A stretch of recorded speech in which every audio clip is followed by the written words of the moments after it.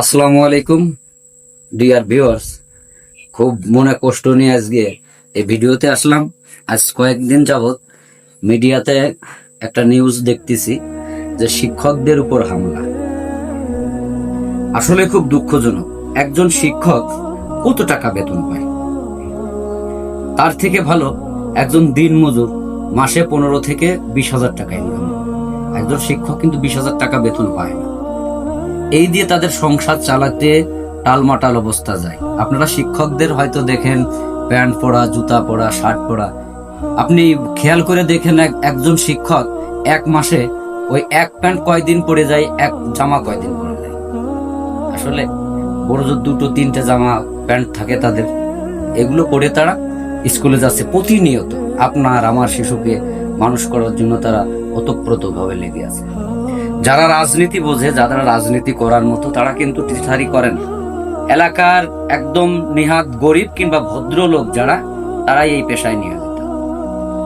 আজ দেখছেন পুলিশ তাদের কলার ধরে টেনে নিয়ে চলে যাচ্ছে, বারবার চিৎকার করতেছে আমার দোষ কি। একজন কনস্টেবলকে বলতেছে ভাই আমার দোষটা কি। একজন কনস্টেবল বড় জোর এসএসসি থেকে এইচএসসি পাস হতে পারে, একজন শিক্ষকের কলার ধরে টেনে নিয়ে চলে যাচ্ছে। একজন পুলিশ সাউন্ড গ্রেনেড মারতেছে, শিক্ষকরা ছত্রভঙ্গ হয়ে যাচ্ছে। লাথি মেরে একজন শিক্ষককে ফেলে দেয়া হলো। এই বাংলাদেশ চেয়েছিলাম আমরা? এইভাবে যদি আমরা আমাদের শিক্ষকদের এইভাবে অপমান করতে থাকি, রাস্তায় এইভাবে পেটাতে থাকি, তাহলে এ জাতি কখনো মানুষ হবে না। শিক্ষাগুরুর মর্যাদা যে আমরা কবিতাটি পড়েছিলাম, এই শিক্ষাগুরু মর্যাদা আজ থাকলো না। কবি কাজী কাদের নেওয়াজ আমাদের শ্রীপুরের সন্তান, তার এই যে কবিতার মান আজ নেই। শিক্ষকরা আজ লাঞ্ছিত। খুব কষ্ট লাগে শিক্ষকদের জন্য। ভাই আর যাই হোক, পড়ালেখা তো করছি, কিছু করি অথবা না করি, অনার্স মাস্টার্স তো কমপ্লিট করছি, বুঝি শিক্ষকতা কতটা কষ্টকর, শিক্ষা গ্রহণ করা কতটা কষ্টকর। আর এই অশিক্ষিত কিছু পুলিশ আজকে এই মানুষের উপরে এরকম, এই শিক্ষকদের উপরে এরকম অত্যাচার করতেছে।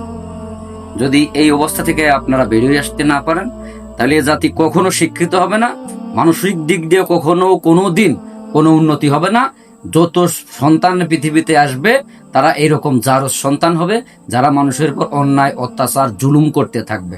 যারা শিক্ষকদের উপর এরকম করতে পারে, তাহলে বুঝতে পারেন এদের সন্তান কিংবা এদের ছত্র ছায় যারা বসবাস করে, তারা মানুষের উপর কতটা ক্ষিপ্র হতে পারে। আমার কথা শুনে অনেকের মনে আঘাত লাগতে পারে। আসলে পরিস্থিতি শিকার হয়ে কথাগুলো বললাম। মনে রাখবেন, আপনারা আপনাদের সন্তানকে সেভাবে মানুষ করেন যাতে কোনো শিক্ষকের গায়ে তারা হাত না দেয়। ধন্যবাদ। আসসালামু আলাইকুম ওয়া রাহমাতুল্লাহ। হে বাঙালি জাতি, আজ আমরা জাতি হিসেবে লজ্জিত। আপনার সন্তানকে সুশিক্ষায় শিক্ষিত করার জন্য একজন নিষ্ঠাবান উপযোগী উস্তাদ বা শিক্ষক প্রয়োজন। তাই কখনোই কোনোভাবেই কোনো শিক্ষকের উপর বা কোনো শিক্ষকের সম্মানের উপর আঘাত আনবেন না, তাদেরকে মনে কষ্ট দিবেন না।